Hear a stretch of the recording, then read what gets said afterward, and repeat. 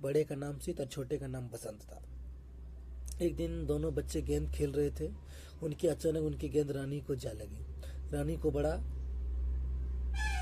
क्रोध आया। वो कोप पानी लेकर बैठ गई। शाम को राजा ने पूछा तो रानी ने बड़े आवेश में आकर कहा, हे मेरे राजा, अगर तुम्हें मुझे जिंदा देखना चाहते हो तो मेरे सामने शीत और बसंत का कलेजा काट कर ले आओ। राजा बड़ा परेशान हुआ। उन्होंने बहेलिये को आदेश दिया कि शीत बसंत को जंगल में ले जाकर उनका कलेजा काट कर रानी के सामने प्रस्तुत किया जाए।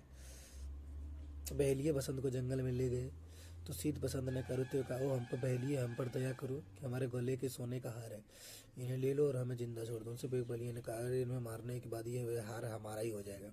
ये बात सुनकर एक बूढ़े भाई ने कहा कि अरे पापी, कुछ तो दया करो, मैं मासूकों का जान लेकर तुला है, इन बच्चों की बात मान लेनी चाहिए। इसके बाद बहेलियों ने सोने का हार ले लिया और 2 खरगोश मारकर उनकी मांस रानी को दे दिया। रानी बहुत खुश हुई।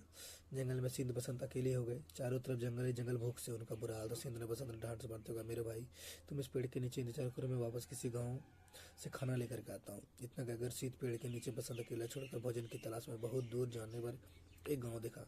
वहां की राजकुमारी शीत को देखकर उस पर रिझ गई। राजकुमारी के पिता ने शीत को अपना घर जमाई बना लिया और शीत बसंत को भूल वहीं बस गया। उधर बसंत रो रो के बुरा हाल था। जैसे तैसे शाम होती जा रही थी। बसंत के रोने की तीव्रता बढ़ती जा रही थी। रोने की आवाज आकर सुनकर जंगल परियां बसंत के पास गई और रोने का कारण पूछा तो बसंत ने रोते हुए कहा, पूरी बात बताई। परियों ने बसंत ने कहा, तुम हमारे घर चलो, वहाँ कोई दुख नहीं होगा।